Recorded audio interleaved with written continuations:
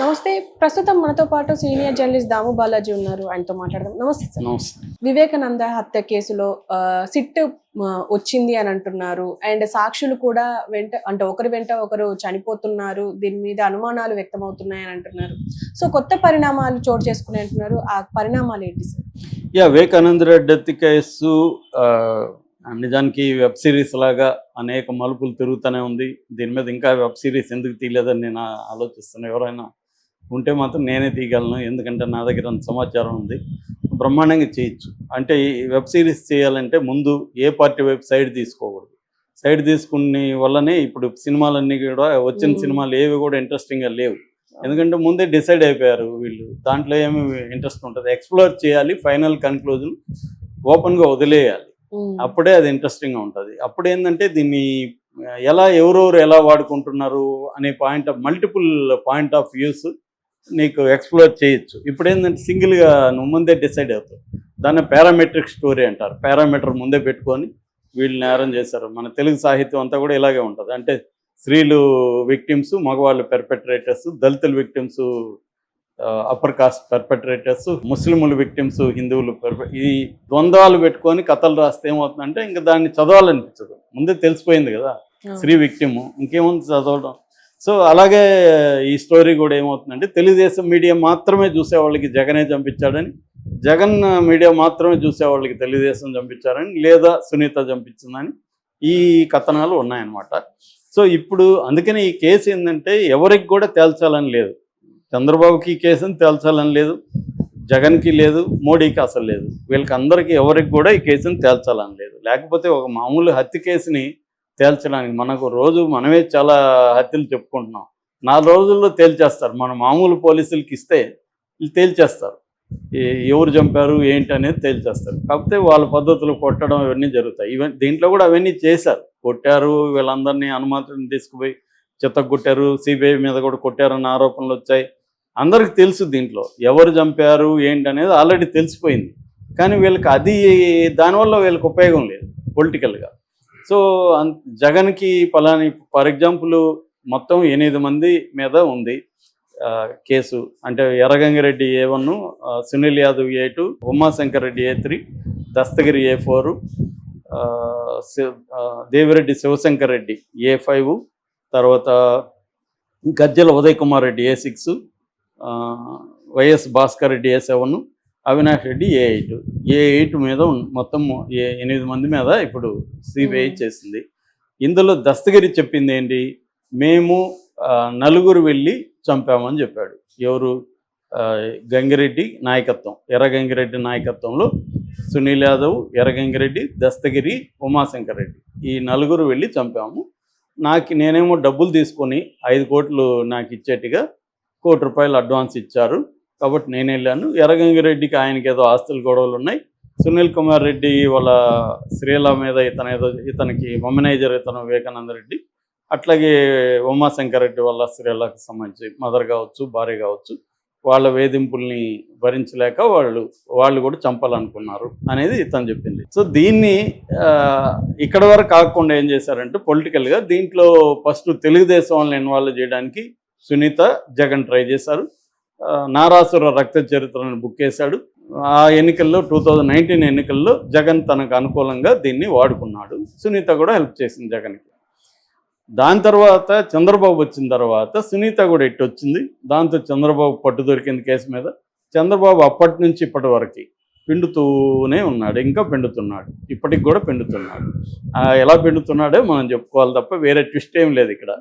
So కాకపోతే లీగల్గా ఇక్కడ ఏంటంటే ప్రతిదానికి లీగల్ అండ్ పొలిటికల్ యాంగిల్స్ ఈ 2 ఉంటాయి.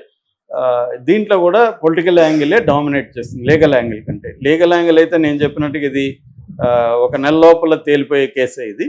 కానీ లీగల్ యాంగిల్ని పొలిటికల్ యాంగిల్ డామినేట్ చేస్తుంది కాబట్టి లీగల్ యాంగిల్ అనేది ముందుకెళ్ళదు. ఇది వాళ్ళకి నాకు తెలిసి ఇది ఎప్పటికీ వెళ్ళదు, ఎప్పటికీ తేల్చరు, ఇలాగే నడుస్తూ ఉంటుంది. ఫైనల్గా కోర్టులో ఆల్రెడీ వీళ్ళు శిక్షలు అనుభవించేసి ఉంటారు. వీళ్ళు ఒక్కొక్కరు ఇతను వదిలేస్తే దస్తగిరిని, మిగతా వాళ్ళందరూ చాలా కాలం జైళ్ళల్లో ఉన్నారు. ఇది ఎందుకంటే 6 ఏళ్ళు అయింది మొన్నటికి. సో వీళ్ళందరూ సగం జైల్లో ఉన్నారు. ఒకవేళ శిక్ష పడినా వాళ్ళకి సగం అయిపోయి ఉంటుంది ఈ పాటికి. మామూలుగా మొన్న కూడా 40 ఏళ్ల తర్వాత ఎవడికో శిక్ష పడింది వెస్ట్లో, దళితులను చంపిన వాళ్ళకి 40 ఏళ్ల కేసు, అది 44 ఏళ్ల కేసు. అలా ఉంటుంది మన న్యాయ వ్యవస్థ వ్యవహారం. సో ఇప్పుడు ఏమి కొత్త ట్విస్ట్ అంటే చంద్రబాబు దీన్ని ఎలా వాడుకోవడానికి ఏం చేస్తున్నాడంటే, దీంట్లో కొంతమంది సాక్షులు చనిపోయారు. దీంట్లో ఒక 600-700 మంది సాక్షులు, నాకు కరెక్ట్గా గుర్తులేదు, 600-700 సాక్షులు ఉన్నారు. అందులో ఒక 6 మంది 7 మంది చనిపోయారు. ఈ సాక్షులు ఎందుకు ఇలా చనిపోతున్నారు అని ఒక సిట్ వేసాడు చంద్రబాబు. ఓకే. ఈ సిట్లో ఏమీ తేలదు, ఈ సాక్షుల్ని ఎవరైనా చంపారా ఏంటి ఏమి తేలదు. చూడండి మీరు కావాలంటే. ఇది ఎందుకు వేసాడంటే జగన్ని ఈ లైవ్గా ఉంచాలి, జగనే చంపించాడనే నెరేటివ్కి అనుకూలంగా దీన్ని పెట్టుకోవాలి. అది చంద్రబాబు ఉద్దేశం. దీన్ని మ్యాక్సిమం పిండదాం ఎంత వీలైతే అంత అనేది ఆయన. ఎంత ఉపయోగపడుతుందో మనకు తెలియదు కానీ ట్రై చేద్దాం అనేది, మంది పోయేదేముంది అనేది చంద్రబాబుకు ఉండే ఇది. సో అదొకటి. రెండవది, దీంట్లో ఆల్రెడీ ఈ కిరాయి హంతకుడుగా ఉంటున్న ఈ దస్తగిరి, అంటే నేను ఈ మాట అనడం లేదు, అతనే చెప్పుకున్నాడు కాబట్టి చెప్తున్నా, దస్తగిరి తో పాటు ఇప్పుడు సునీల్ యాదవ్ కూడా రంగంలో దిగాడు. సునీల్ యాదవ్ ఒకప్పుడు సిబిఐ నన్ను విపరీతంగా కొట్టి అప్రూవర్గా మారమనిందని కోర్టులో కేసేసిన వ్యక్తి ఇవాళ మరి ఏం జరిగిందో తెలీదు. అతను కూడా తెలుగుదేశం వైపు వచ్చేసాడు, అప్రూవర్గా మారుతానంటున్నాడు. అతను ఇప్పుడు ఒక కేసు పెట్టాడు. అదేంటంటే హత్య అనే సినిమా ఈ మధ్య వచ్చింది, సైలెంట్గా వచ్చింది. అది ఎందుకనో వైసీపీ వాళ్ళు దాన్ని పెద్ద ఉపయోగించుకోవట్లేదు. సునీతనే హత్య చేసినట్టుగా ఉందని, నేను సినిమా చూడలేదు, దాన్ని చూసిన వాళ్ళు చెప్తే వింటున్నా. సునీతనే హత్య చేసింది అన్నట్టుగా దాంట్లో ఉంది. దీంట్లో ఇప్పుడు ఇందాక చెప్పిన కథనం ఉంది కదా, ఈ శ్రీలను ఈ సునీల్ యాదవ్ మా శ్రీల మీద కించపరిచే విధంగా, అంటే ఆయనకి అఫేర్లు ఉన్నట్టుగా ఇవన్నీ పెట్టారు అని చెప్పి అతను ఒక కేసు వేశాడు. దాంట్లో ఎవరో ఒక క్లిప్పు షేర్ చేసిన దానికి అతన్ని అరెస్ట్ చేశారు. నిజానికి ఆ క్లిప్పు షేర్ చేయడం తప్పేం కాదు, ఎందుకంటే అది ఆల్రెడీ సెన్సార్డ్ సినిమా. సెన్సార్ వచ్చిన సినిమానే నీకు ఓపెన్గా ఉన్నప్పుడు అందులో ఒక క్లిప్ షేర్ చేస్తే అది ఎలా ఇదవుతుంది? కానీ వేధించదలుచుకున్నారు వీళ్ళు కాబట్టి అది చేస్తారు. ఇక్కడ లాజిక్లు ఏం పనిచేయవు. మనం ఎవరిని వేధించదలుచుకుంటే ఏమన్నా మేము పెడతాం అని చెప్పేయచ్చు. అలాగా అది ఒకటి నడుస్తుంది. రెండవది, ఈ సాక్షుల మీద మరణాల మీద సిట్టేశారు కదా, సిట్టు నిన్న రంగంలో ఎదిగింది. ఫస్ట్ శ్రీనివాసరెడ్డి అనే వ్యక్తి చనిపోయాడు. దాని తర్వాత వైట్ గంగాధర్ అనే వ్యక్తి చనిపోయాడు. మూడోది ఈఎస్ గంగిరెడ్డి అని ఇంకొక అతను చనిపోయాడు. ఆ గంగిరెడ్డి కాదు, సాక్షితను.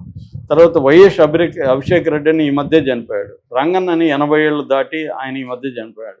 వీళ్ళందరి మీద సిట్టు డిఎస్పీలతో సిట్టేశారు. ఈ సిట్టు రంగంలో ఎదిగింది. నిన్న శ్రీనివాసరెడ్డి మీద విచారణ జరుగుతుంది. మేబీ దీంట్లో కూడా వైసీపీ వాళ్ళని ఇరికిచ్చి కొన్ని కేసులు పెడతారు. ఇవి మళ్ళీ వైసీపీ వాళ్ళకి ఇంకొక ఎక్స్ట్రా కేసు ఇది నడుస్తూ ఉంటుంది. సో అసలు కేసు వేరే, కొసరు కేసులు అనమాట ఇవన్నీ. సో అసలు కేసులు ఏం జరుగుతుంది? జూన్ 30 లోపల 2023 జూన్ 30 లోపల తేల్చమని సుప్రీంకోర్టు డెడ్ లైన్. అది కూడా సెకండ్ డెడ్ లైన్. అంతకుముందు ఏప్రిల్ ఇచ్చింది. వీళ్ళు సిబిఐలు మాకు టైం సరిపోదంటే మళ్ళీ జూన్కి ఇచ్చింది. జూను 2023, ఇవాళ ఎంత 2025 జూన్ వస్తే 2 ఏళ్ళు. సుప్రీంకోర్టు డెడ్ లైన్ పెట్టి కూడా 2 ఏళ్ళు అయిపోయింది. ఈ కేసు ముందుకు వెళ్ళట్లేదు. 15 నెలలుగా ఒకే అంశం మీద నడుస్తుందని సునీతనే సిబిఐ మీద నిన్న కంప్లైంట్ ఇచ్చింది, కోర్టులో పిటిషన్ వేసింది. అదేంటంటే ప్రతివాదులు ఎవరైతే ఉంటారో వాళ్ళకి దీంట్లో ఉండే డాక్యుమెంట్స్ అంతా కూడా ఇవ్వాలి, ప్రతివాదులకు ఇవ్వాలి. ప్రతివాదులకి హార్డ్ డిస్క్ ఇచ్చింది సిబిఐ. హార్డ్ డిస్క్ ఓపెన్ అవ్వట్లేదని వాళ్ళు మాకు హార్డ్ కాపీలు కావాలని అడుగుతున్నారు. హార్డ్ కాపీలు ఇవ్వాలంటే లక్షల పేజీల్లో ఉన్నాయి డాక్యుమెంట్స్. మేము ఇవ్వలేమని వీళ్ళు అంటున్నారు. ఇలా పెండింగ్లో 15 నెలలుగా పెండింగ్లో ఉందని సునీత నిన్న హైకోర్టులో కేసు వేసింది. సో మరి ఎప్పటికి తేలాలి ఇవన్నీ టెక్నికల్గా? సో అంటే ఇది విషయం ఏంటంటే, ప్రభుత్వాలు కానీ సీరియస్గా అనుకుంటే సిబిఐ ఎవరి కంట్రోల్ ఉంటుంది? మోడీ కంట్రోల్లో ఉంటుంది. ఎందుకంటే సిబిఐ డైరెక్ట్ నియమించేది మోడీనే కాబట్టి అన్ని వ్యవస్థలు మోడీ కంట్రోల్లో పెట్టుకున్నాడు. సో కాబట్టి మోడీ అనుకుంటే ఇది ముందుకు కదులుతుంది. మోడీ అనుకోడు. ఎందుకు అనుకోడు? జగన్ని శిక్షించడం మోడీకి ఇష్టం లేదు. ఎందుకు? 2 కారణాలు. ఒకటి, జగన్ గత 5 ఏళ్ళు 10 ఏళ్ళుగా తను చెప్పిన పనులన్నీ చేస్తున్నాడు. తమ బిల్లులకి మద్దతు ఇచ్చాడు. రాజ్యసభలో ఏ బిల్లుగా అడిగిన అడగపైన ఇస్తున్నాడు. తర్వాత ఎన్నికల్లో కూడా డబ్బులు పంపు చేశాడని ఒక వార్తలు వచ్చాయి, జగన్ ఇచ్చాడని. ఇప్పుడు అదొక కారణం. జగన్ తమకు అనుకూలంగా ఉన్నాడు ఇంతకాలం, కాబట్టి జగన్ని జైల్లో పెట్టాల్సిన అవసరం లేదు. కానీ అది పెద్ద కారణం కాదు. ఎందుకంటే మోడీకి రాజకీయ ప్రయోజనమే ముఖ్యం. కాబట్టి అతను ఏం ఆలోచిస్తున్నాడంటే జగన్ బతుకుంటే చంద్రబాబు కంట్రోల్లో ఉంటాడు, జగన్ని చంపేస్తే ఉపయోగం చంద్రబాబుకి తప్ప నాకేముంది, సో నేనెందుకు చంద్రబాబు మేలు చేయాలి అని జగన్ని బతికించడం అనేది, అంటే బతికించడం అంటే నా పొలిటికల్గా జగన్ని పొలిటికల్గా యాక్టివ్గా ఉంచడం మోడీకి అవసరం. సో కాబట్టి మోడీ జగన్ని ఏం చేయడు. ఈ కేసు ముందుకు వెళ్ళదు. ఈ కేసే కాదు, అసలు కేసే ముందుకు వెళ్ళలేదు. ఇదంతా దీంట్లో జగన్ అసలు ముద్దాయి కాదు.